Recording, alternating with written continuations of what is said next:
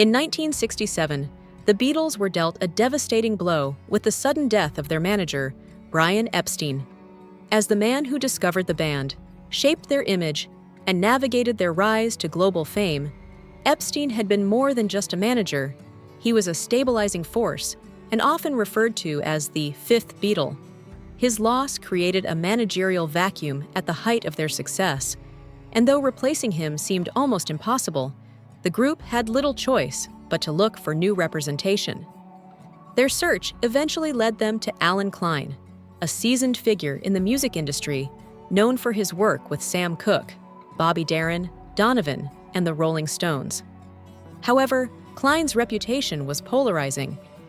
Though he was praised for negotiating better royalty deals, he was also known for aggressive business practices and a murky sense of ethics.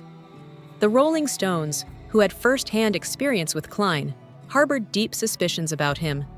Mick Jagger, in particular, strongly advised the Beatles against hiring Klein. He personally phoned John Lennon to warn him that taking Klein on would be a serious mistake. Lennon, however, dismissed the concerns.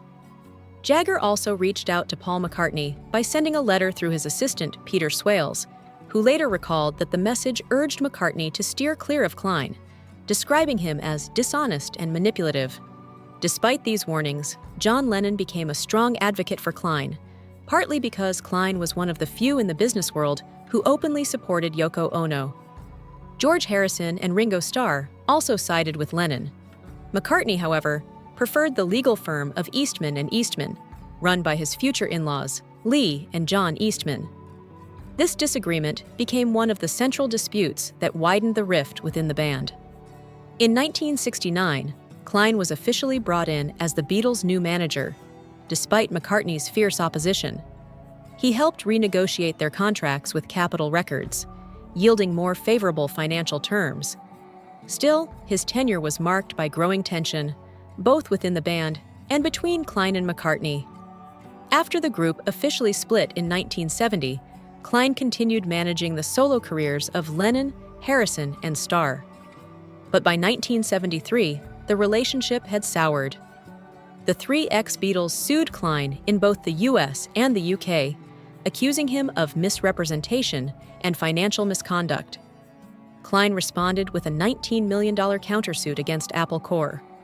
The bitter legal battles dragged on for years before a settlement was finally reached in 1977, with Klein receiving a lump sum of around $5 million in lieu of future royalties and repayments. Klein's controversial legacy didn't end there. In 1971, during George Harrison's copyright dispute over My Sweet Lord, Klein further complicated matters by purchasing Bright Tunes Music, the publisher of He's So Fine, the song Harrison was accused of copying.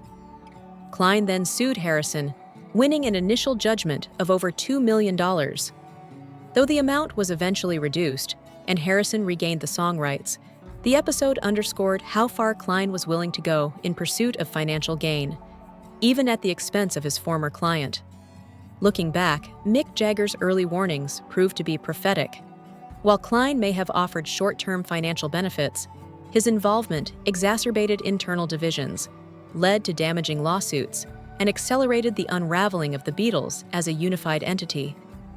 In hindsight, many have argued that the band might have avoided much of this turmoil had they heeded Jagger's advice from the start.